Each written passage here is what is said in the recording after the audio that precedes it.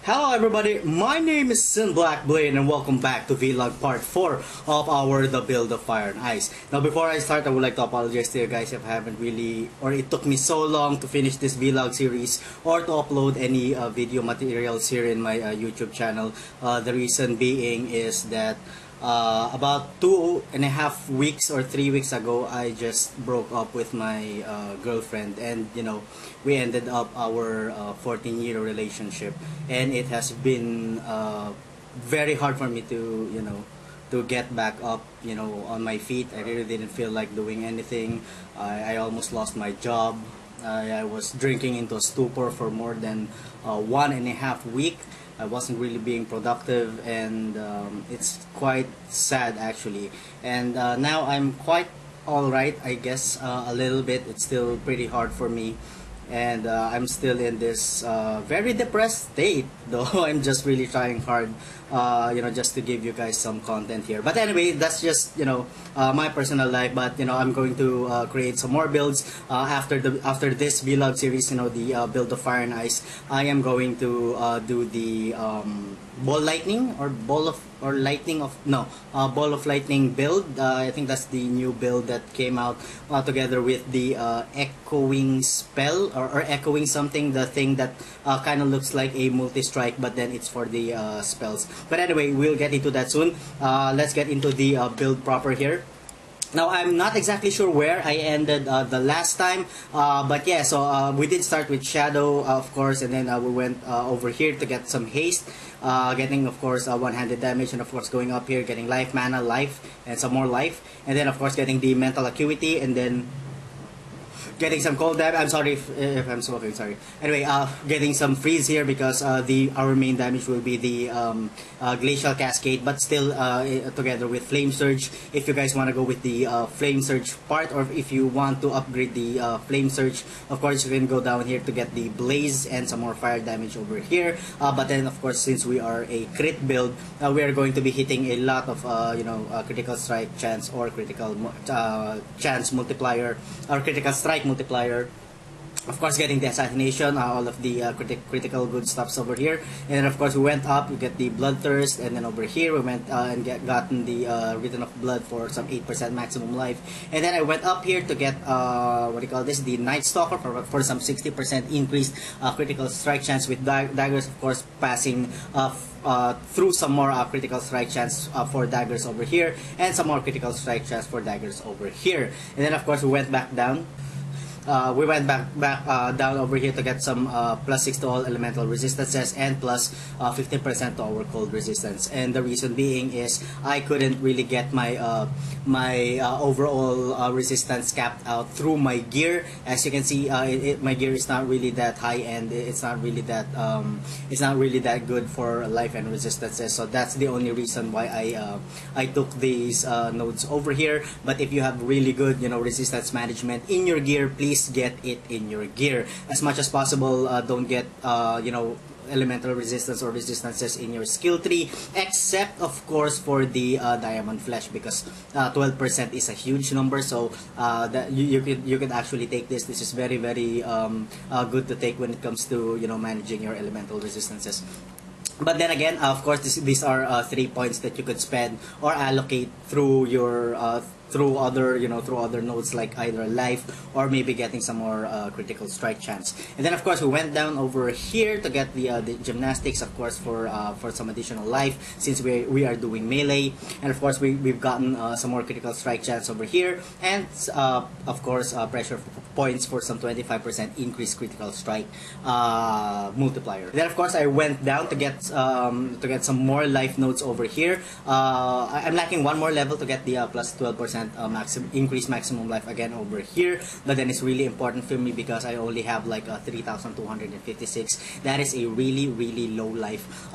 Typically when you're doing melee, you'd want to reach at least 3.5 or 3.5 to 4k, or if you could go above 4k, that would be a lot better. Alright, so after that, we went down here to get the thick skin, of course, for some 18% increased maximum life. If you happen to go, with any builds, if you happen to go in this path over here, make sure to get the thick skin, because 18% is a really, really huge percentage, and it's a really huge addition to your overall maximum life. Now we did go over to the left side. As you can see, I still gotten some more elemental resistance over here, plus 6 to all elemental resistances, and plus 15 to our cold resistance, simply because I really wanted to cap the cold resistance. As you can see, I'm not doing pretty good with the lightning resistance, only lacking 4%, but still, I would love it if I could, perfect that with 4 more points or 4% more. Yeah, so that's about it, I guess. These are 3 more points that you could allocate somewhere else. If you could manage your elemental resistance in your gear, please do so. These are 3 more points that you could spend somewhere else around the skill tree, either for life or some more critical strike chance, or some more critical strike multiplier. And then of course we went over here, getting the iron reflexes. I think this is the only keystone that we have. Yes, it is the only keystone that we got for some for some armor.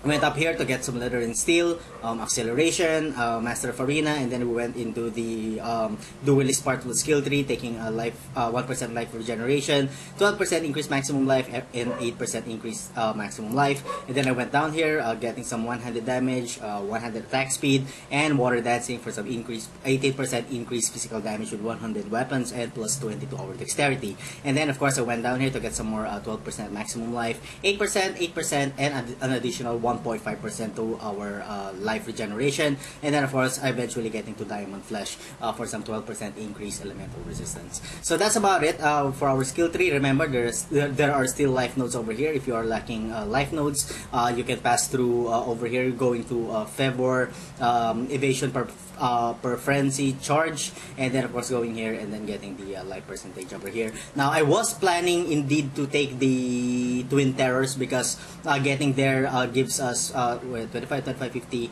125% more increased critical strike chance while dual wielding, and that will help us a lot since this is a cast on crit build. The only reason that I didn't take that is again, I was lacking life, so I took into consideration into prioritizing into adding some more some more life nodes. And then of course there are some more life nodes over here, 8%, and another 8% if you're lacking some more life. And I guess that's about it. If you want some more critical strike chance multiplier, of course you can go over here, but then again it's only 10%, that's 20. This is only 55%. I don't know if that's really if that's statistically good. But if you would like some more critical strike chance multiplier, then go ahead and take that. So I guess that's about it for the build. Let's go to our gear. When it comes to our gear, I haven't really changed anything. I think this is the best gear that I could have for this build.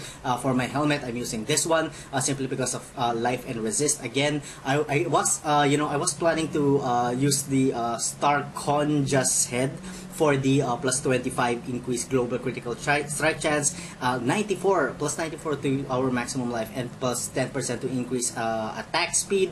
Yeah, so I was planning to use this, but then I thought that I couldn't really min-max the resistances, so I didn't use this. But if you guys have it, and you can if you already maxed out the 3 major elemental thingies, the fire, cold, and resist, then you can go ahead and use that. For my amulet, I'm using this one, again, life and resist, and plus global critical strike chance. I really don't have any other amulet better than this one.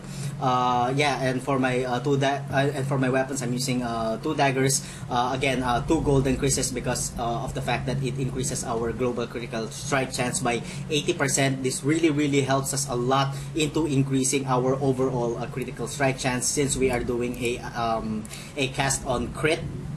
As you can see, our main hand is doing a 72.5 critical strike chance, and our offhand is doing a 69.7% critical strike chance. So that is really good. The 80% will really help our build, and then of course add to that, each dagger has a 29% increase additional increase critical strike chance, and the other one has a 24% additional increase critical strike chance. So that is one of the reasons why these two daggers are really good, and I just couldn't really replace it. For my rings, I'm using both. I'm using a 2 diamond ring for the increased global critical strike chance, and of course both of them have a significant amount of resistance, although they don't really have life. Typically, what you'd really want is a diamond ring with life and at least 2 resistances. If you could roll that, that would be the best ring that you could probably have. Of course, make that 2. For my armor, of course, I'm using the Carcass Jack. The reason being, this is the only armor that's really good. The armor that I have, which is really good, and it's 5 link. I was thinking about using this one, but for the 100% increased global critical strike chance, as you can see, that is a pretty huge critical strike chance. But the problem with this one is, it doesn't really have any resistances, and it does not have any life. So that's the reason why I did not use this armor. And of course, for my gloves, I'm using the Maligaro's Virtuosity. Again, this is a pretty good gloves if you are going for a crit build, specifically a cast on crit build. As you can see, 50% increased global critical strike chance and 41% global critical strike multiplier. And of course, for my belt, I'm using a leather belt, which has a lot of life, plus 30, and then another plus 65 over there, and of course 2 resistances. And for my boots, life, 2 resistance, and a huge movement speed. So that's about it. When it comes to my gear, of course you can, of course our dual strike is connected to Glacial Cascade and Flame Surge together with Multistrike and cast on critical strike. Now, if you don't wanna use the either the Glacial Cascade or the Flame Surge, I'm sorry, there is actually a storm coming while I'm doing this video, so please forgive Thor. Anyway, if you either want to use only the Glacial Cascade or the Flame Surge, it is also good to just put in increased critical strike chance, and just remove the other one. But for me, I like the fact that I'm using both of the latest or the new skills at the same time.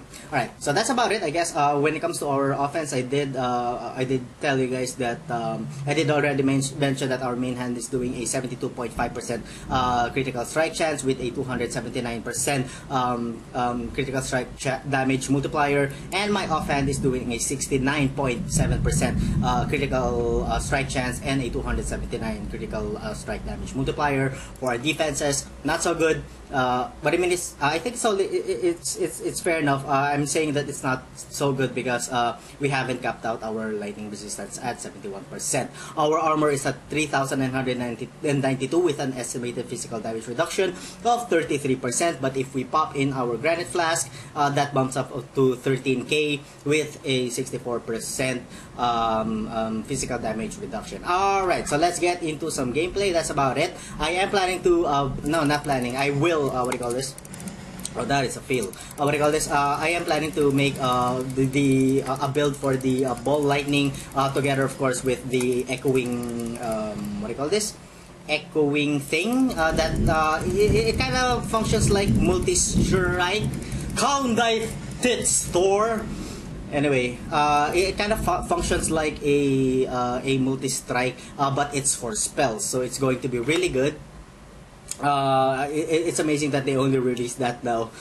Thinking that they already thought about Multistrike, and I was thinking that they should have thought about one for the spells. But it's really good that they actually released something similar like that, and I'm really excited to actually test that thing out. I already have the 2 spells. All I need to do is to level up a character just for us to use it. Okay, this is gold. Hold on. Here we go. Okay, let's pop in the granite flask. He is doing a shitload of damage. I hope we can kill him soon before he can kill us. You are dead. Alright, he's dead. Haha. Okay, that's good. Normally he would be able to kill me, but this time I was able to kill him at a much more faster rate. It's kind of random. Sometimes he's able to kill me, and then sometimes he can't, like right now. And as you can see there, our our cast on crit is doing pretty well. Of course, casting the Flame Surge and the Glacial Cascade. So that's about it for this episode, guys. So thank you so much for watching. If you guys enjoyed the content, please like, comment, and subscribe. And as always, see you guys on the next one video. Have a good one. If I could, if I could update almost all of the builds, I think I already have more than 7. I think, give or take. I'm not entirely sure. But I'm going to